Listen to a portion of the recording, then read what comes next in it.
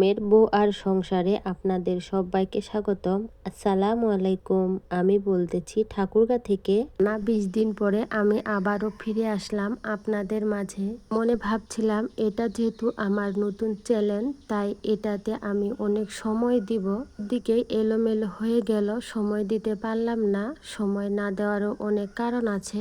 20টা দিনের মধ্যে আমার শ্বশুর অসুস্থ হয়ে গেছিল, আমার বোনের বিয়ে হলো, ওদের বাড়ির প্রায় সবারই জ্বর ছিল, বাড়িতে ভুট্টা খেতে আসছে, কাটে বাড়িতে আসে ঢুকানো হয়েছে। এর জন্য তো নাজেহাল অবস্থা হয়ে গেছে আমাদের, কারণ কোনো ফসলে আমরা বৃষ্টির জন্য সঠিকভাবে সংরক্ষণ করে রাখতে পারতেছি না। জন্য ফসলের দাম অনেক কম।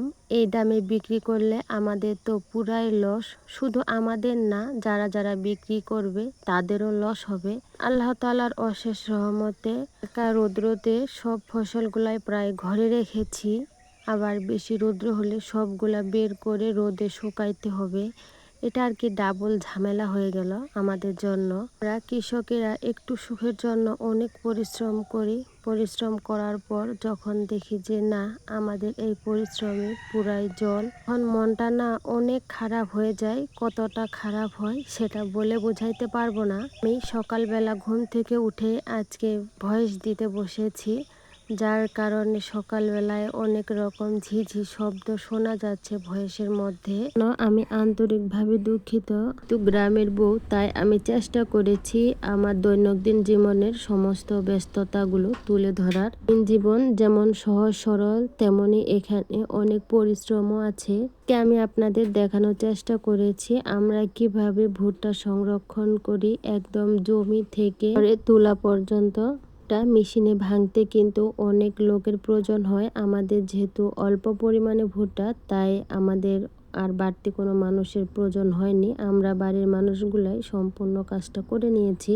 এখানে ভুট্টাগুলা মেশিনে ভাঙার পর বিক্রি করে দিতে চেয়েছিলাম, কিন্তু দাম খুবই কম, যার কারণে আর বিক্রি করা হয়নি। এখন এগুলা রোদে শুকাবো, তারপর আমরা যখন দাম বাড়বে তখন এগুলা বিক্রি করব। চেষ্টা করেছি আপনাদের মাঝে গ্রামীণ জীবনের সহজ সরল মুহূর্তের ব্যস্ততা সময়গুলো তুলে ধরতে। জানি না আপনাদের কাছে এই ভিডিওগুলো কেমন লাগবে। যদি ভালো লাগে অবশ্যই আপনারা আমাকে কমেন্টের মাধ্যমে জানাবেন। এগুলা আমি না, আমাদের পরিবারের প্রায় সবাই মিলেই করি, তবে আমি তাদেরকে ভিডিওতে চেষ্টা করি কম নিয়ে আসার। গ্রামীণ জীবনের এই ভিডিওগুলো যদি আপনাদের ভালো লাগে তাহলে আপনারা অবশ্যই চ্যানেলটি সাবস্ক্রাইব করে পাশে থাকতে পারেন। এটি সাবস্ক্রাইব করলে আমি ভিডিও ছাড়া মাত্রই আপনাদের কাছে নোটিফিকেশন চলে যাবে, আর আপনারা আপনাদের সময় সুযোগ মতো এই সুন্দর ভিডিওটি দেখে নিতে পারবেন। যারা ভিডিওটি এতক্ষণ পর্যন্ত দেখতেছেন তারা প্লিজ ভিডিওটাতে একটা লাইক দিবেন, কারণ আপনাদের একটা লাইকের মাধ্যমে এই ভিডিওটি আরো অনেকের কাছে পৌঁছে যেতে সাহায্য করে। এখানে রোদে ভুট্টাগুলো দেওয়ার পর গলাটা শুকিয়ে গিয়েছিল, তাই আমি 1 গ্লাস পানি খেয়ে নিলাম। পরিশ্রম সৌভাগ্যের প্রসূতি। এখন জানি না এরপরে কি আছে, তবে যাই থাকুক না কেন আমি আপনাদের অবশ্যই জানাবো। এদিকে মেয়ে বলতেছে, আম্মু তুমি ক্লান্ত হয়ে গেছো, এই জন্য ভুট্টা আর লিচু দিয়ে আমার জন্য কেক বানিয়ে নিয়ে এসেছে। আপনাদের ভাইয়া গাছ থেকে একটা আতা তুলে নিল।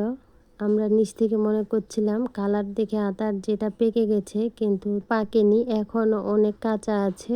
মেঘের আবহাওয়া অনেক খারাপ হয়ে এসেছে, মনে হচ্ছে বৃষ্টি আসবে। দিন থেকে এই রৌদ্র আসে তো এই বৃষ্টি হয়, দিনের মধ্যে এরকম কাণ্ড বেশ কয়েকবারই হয়। যাই হোক, কয়েকদিন ধরে একটানা পরিশ্রম করার পর আমরা প্রায় সমস্ত ভুট্টাগুলা হালকা করে শুকিয়ে নিয়েছি। ভুট্টাগুলা শুকানোর পরে আমরা বস্তা করে রেখে দিয়েছি। শুধু মুখটা বেঁধে এক জায়গায় গুছিয়ে রেখে দিব, যাতে এই বস্তাগুলো এলোমেলো ভাবে ছড়িয়ে ছিটিয়ে না থাকে। আমাদের ভাইয়া একাই বস্তাগুলো তুলতে চেয়েছিল, আমি বারণ করছি, কারণ পক্ষে এই বস্তাগুলা তোলা একটু কষ্টের হয়ে যাবে। সে কাজ করলে কাজটা যতই বড় আর পরিশ্রমের হোক না কেন সেটা কিন্তু সহজ হয়ে যায়। শুধু চাচ্ছি এই চ্যানেলের মাধ্যমে গ্রামীণ জীবনের সহজ সরল সুন্দর মুহূর্তগুলো তুলে ধরার। এখানে যতটাই আমরা সুখে থাকি ততটাই আমরা পরিশ্রম করি, তবে গ্রামের জীবন মনে করি একটা স্বাধীনতা আছে।